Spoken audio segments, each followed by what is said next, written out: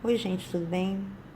Eu vou contar um pouco da vida de uma figura bastante emblemática e que causou muita polêmica em Israel, que foi Juliano Mercrades, um ator, cineasta e diretor árabe-israelense, filho de uma mãe judia e ativista e um pai árabe cristão aqui em Israel. O Juliano foi uma pessoa muito conflitada por causa da sua dupla origem e ele sempre exprimiu esse sentimento tanto na sua arte como na expressão política, na sua atividade, no seu ativismo político. E o Juliano ele decidiu continuar com um trabalho que a mãe dele tinha iniciado com as crianças de Nablus, que a gente chama de Jenin, cidade de Jenin, em Israel, que era um teatro que ela deu o nome de Teatro para a Liberdade, com as crianças de Jenin.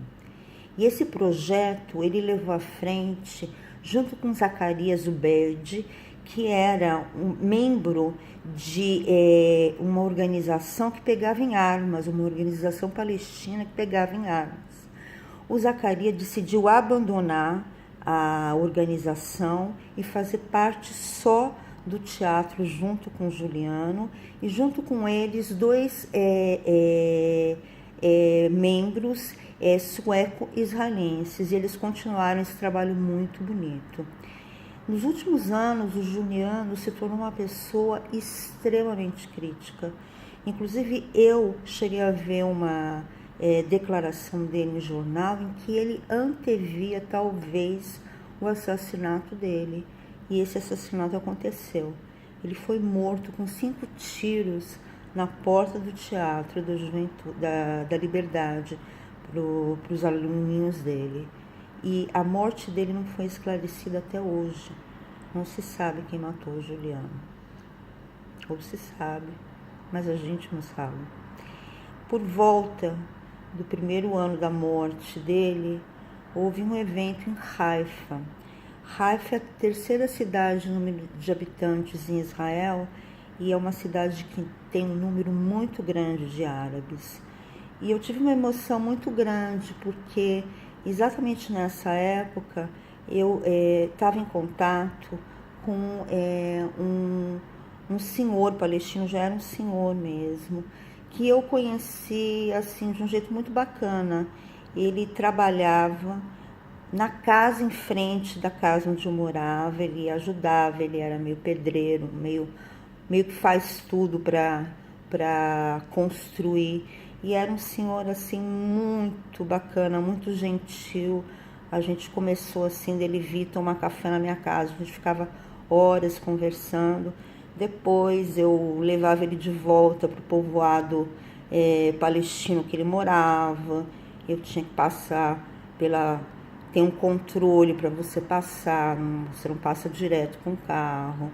E eu tenho toda uma história que eu escrevo numa das minhas crônicas, que eu ficava muito chocada, porque eu tinha que levar ele até um ponto em que tinha lá uma placa escrito mais ou menos em certos termos assim: parem aqui, risco de morte. E eu ficava doida da vida com a placa, porque eu pensava, e se uma criança, e obviamente uma criança árabe, ia ver essa placa, né? Risco de morte. Mas uma criança tem que ver a vida, não tem que ver escrito risco de morte. Isso me deixava muito puta da vida. E eu voltava com aquela sensação muito horrorosa para casa. Mas enfim, desviando do assunto, voltando para o assunto, lá fui eu para Haifa com esse meu amigo, meu segundo grande amigo palestino, e fomos no evento pela morte, né, o ano da morte do assassinato do Juliano.